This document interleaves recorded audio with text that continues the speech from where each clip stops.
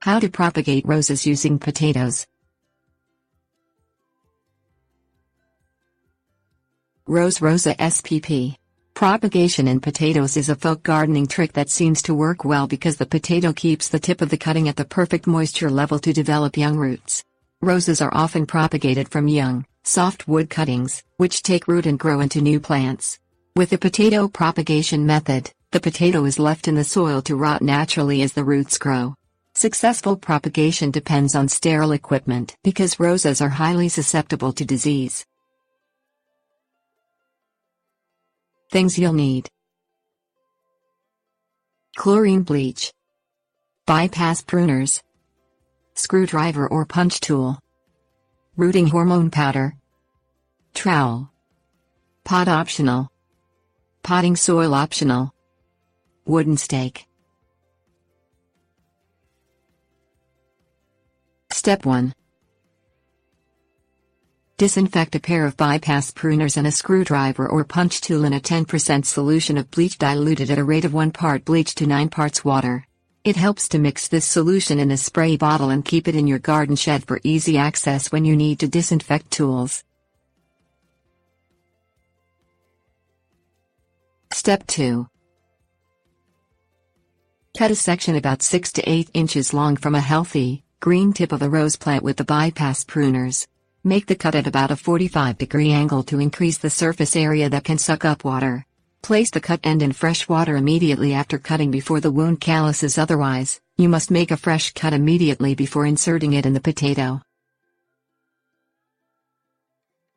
Step 3. Puncture the side of a whole potato with the screwdriver or punch tool to make a hole at least 2 inches deep and slightly wider than the rose cutting's diameter. Choose potatoes with high moisture content such as white potatoes, red potatoes or Yukon Gold potatoes. Step 4. Dip the cut end of the rose cutting in rooting hormone powder and shake off the excess powder.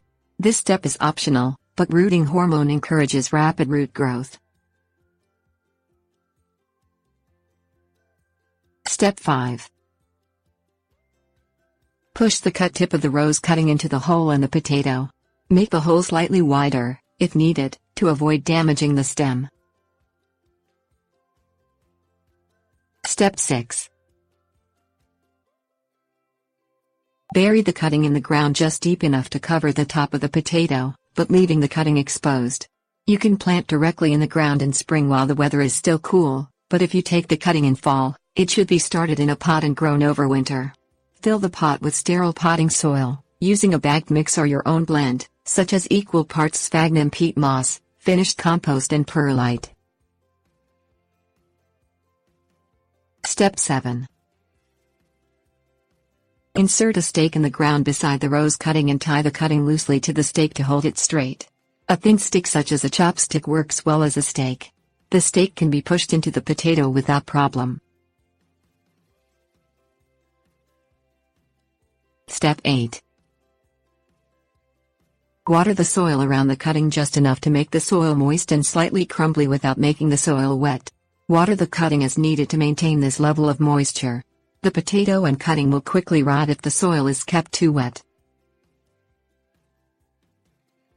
Step 9. Pull gently on the tip of the rose cutting after a couple of weeks to check for resistance that indicates strong roots have developed to anchor the cutting in the soil. If the cutting pulls up, push it back into the soil and potato and wait another week or so before checking it again. Remove the stake when roots develop. If desired, you can feed the rose cutting with a light application of a general-purpose fertilizer after roots develop.